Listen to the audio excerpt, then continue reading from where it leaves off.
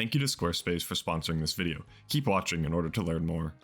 Hello Ragers, I hope that you're all doing well. Now, we all know that things aren't looking too great for us fashion bros. It really does seem over for a lot of our former idols and favorite brands. Thankfully, however, I've decided to step in and cast aside all of this doom and gloom in order to remind you all of a time where things were a lot more simple. Back when we were blissfully ignorant, full of childlike wonder, and pleasantly unaware of how bad things would get. Basically, after I posted the updated 2022 Fashion Enthusiast Starter Pack, an interesting debate arose in the comments both on Instagram and YouTube. Some people were happy with how things evolved over the years and feel as if there is a lot more diversity and originality in fashion today, while others are completely sick of it and wish they were still in 2016. So today, I wanted to put on my rose-tinted glasses and look back at a streetwear era that a lot of people remember fondly. Was 2016 really one of the best years for streetwear, or was it just the last time that you were happy? Today, we will surely find out, after a quick word from our sponsor, Squarespace. Squarespace is a very useful, highly intuitive website building platform with so much to offer.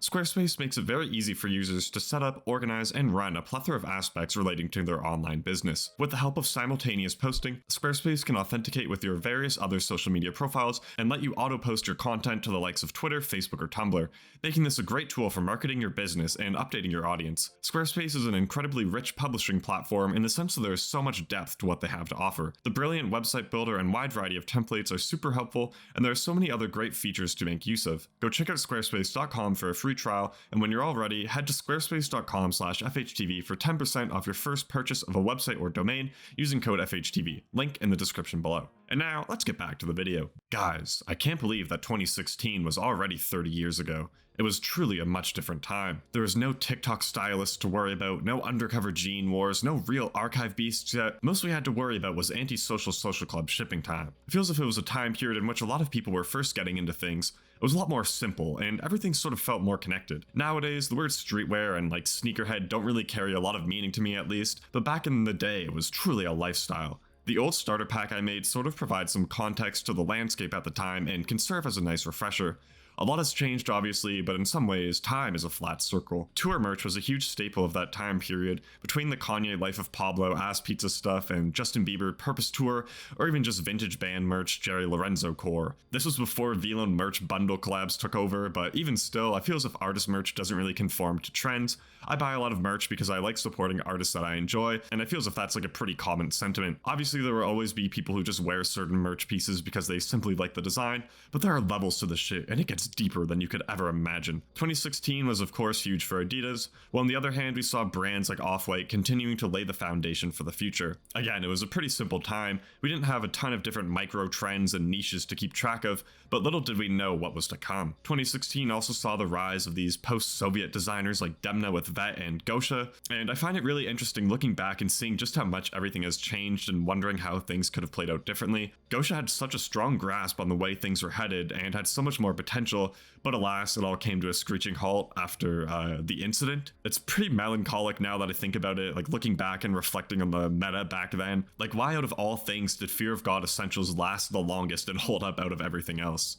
It's hard to pinpoint exactly when things started to go downhill. Some will argue that Supreme LV was when streetwear jumped the shark. Others will say it was the rise of Instagram startup brands. I feel as if it's more so been a gradual decline with a few catalysts that promote this shift in the culture. We have definitely witnessed a lot of designers and I guess influential people in the fashion realm fall from grace over the years, and it's definitely disheartening to see. Tragedies like the passing of Virgil are certainly devastating, and I know a lot of people have thought that things haven't felt the same since. But back during that time, a lot of people were more unaware and blissfully ignorant. Now it feels like there's a lot more saturation and it's a lot harder to stand out. There are rare instances of people who have stayed true to their roots and continue to evolve and make moves behind the scenes. Mike the Ruler immediately comes to mind, and although obviously very influential and known to all of us true fashion enthusiasts, he has remained relatively underground with regard to the mainstream's point of view. I've always found that New York crowd to be interesting, but Mike the Ruler especially was certainly an enigma amongst them all. Of course there are a lot of similarities between today's landscape and back then. For instance, in 2016, you'd have Emily Oberg, Magnus, or Unknown Vlogs interviewing people in the Supreme lineup doing fit checks and asking for whatever, which is pretty much comparable to TikTok New York what are people wearing videos. The interest in street style hasn't really changed, we've just sort of seen a shift in format. A lot of the focus back then was about how much people were spending on their clothes. Now it's sort of like the complete opposite. In hindsight, it was pretty ridiculous seeing how much people were spending on some of this stuff. Although of course time is a flat circle, and I'm sure we will continue to see new gens spending hundreds of dollars on number 9 Mickey. With regard to the actual styles themselves, I agree with people saying that the current year is a lot better than back then. 2016 felt very routine. Although there were tastemakers and people shaking things up every now and again, you sort of always knew what was to come, or at least from my point of view. People felt no fear in embracing the hype back then and running with it. They were not ashamed of the Yeezy 350 Mackenzie denim BOGO crewneck combo. Now, I feel as if people try a lot harder to be different or stand out. Having no stylist is the biggest flex. Being your own person with your own unique taste is an insane phenomenon and something truly unfathomable. It's of course fun to joke about insert TikTok influencer here, and how everyone is seemingly a stylist or a high snobiety contributor, but I'll give them some credit. Although things do feel oversaturated right now, I still feel as if there's been an evolution since then, and I think a lot of that does coincide with the merger of high fashion, luxury, and streetwear. I was going to make an argument that streetwear was a dead term, but I guess I really am in my own little world because Google Trends shows that it has only been on the rise since. But maybe that's the thing. Although there are a lot more people who have gotten into fashion, street style, or whatever else, a lot of it is confined to certain niches.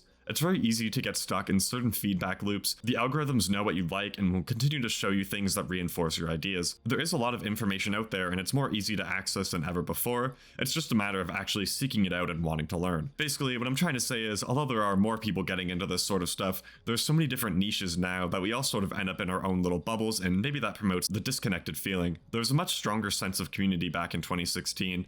I feel now we are all at war, gatekeeping, hating, segregating. This fashion shit gets serious. Obviously too, people's interests change. I can't even tell you the last sneaker drop I was truly excited for. I'm still very interested in fashion, but just in a different way than I was back then. I think too, a lot of the fondness for the 2015, 2017 era comes from a time where things felt new. Now, the average person is a lot more aware of how things work, and seeing recent events unfold has been tough to navigate for a lot of people. I know it's popular to sort of fearmonger when it comes to this sort of stuff, especially on YouTube, where you'll see 3-hour-long video essays about the downfall of someone's career.